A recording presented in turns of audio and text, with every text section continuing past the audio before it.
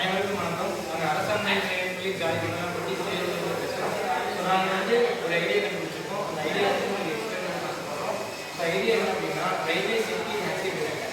இந்த massive detector என்ன பண்ணணும் அப்படின்னா நம்ம ட்ராக்ல இருக்கக்கூடிய ஏதாவது டிஸ்சிமிலர் ஆப்ஜெக்ட்ஸ், அதாவது அன்வான்ட் ஆப்ஜெக்ட்ஸ் இருக்குது அப்படின்னா அதை வந்து கேப்சர் பண்ணி அதை ஹெட்குவார்ட்டர்ஸ் பண்ணியிருக்கோம். ஸோ இதை வந்து நம்ம டீட்டெயிலாக பார்ப்போம். ஸோ என் பேர் புஷ்பராஜ், என் பேர் வந்து சபரீஷ். ஸோ நாங்கள் 2 பேர் இல்லாமல் நாங்கள் 3 பேர், மொத்தம் 5 பேர் வந்து இந்த ப்ராஜெக்ட் ரெடி பண்ணியிருக்கோம்.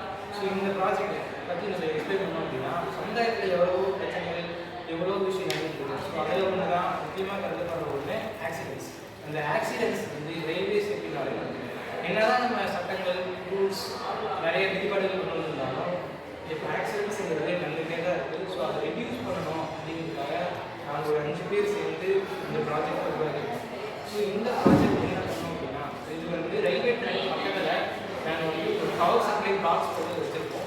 இந்த பாக்ஸ் வந்து மொத்தம் 3 பார்ட்ஸ் இருக்குது. ஒரு ஃபர்ஸ்ட் பார்ட் பார்த்தீங்கன்னா சர்க்யூட் போர்ட்ஸ் இருக்கும். அப்புறம் அடுத்து மேலே வந்து சோலார் பேனல் வச்சுருக்கோம்.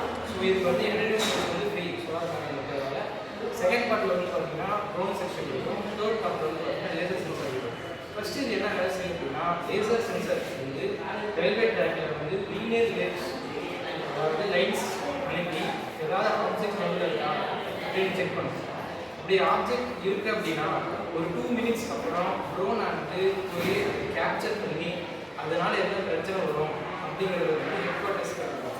ஸோ இது ஹெட்குவார்ட்டர்ஸ் அனுப்புறதுக்கு முன்னாடி ஃபஸ்ட்டு பார்ட்டில் இருக்கக்கூடிய சர்க்யூட் போர்டு ஏஐ இருக்கும். அந்த ஏஐ வந்து அனலைஸ் பண்ணணும் ஏதாவது ப்ராப்ளம் கொடுக்கலான்னு. அந்த ப்ராப்ளம் இருக்குது அப்படின்னா அதை வந்து ஹெட்குவார்ட்டர்ஸ்க்கு இருக்கும். ஸோ இந்த இதனால் அந்த வேலை பார்க்கக்கூடிய லேண்டில் வேலை பார்க்கக்கூடிய நிறைய பேரோட எஃபிஷியன்சி ஒர்க்கிங் வந்து கம்மியாகுது.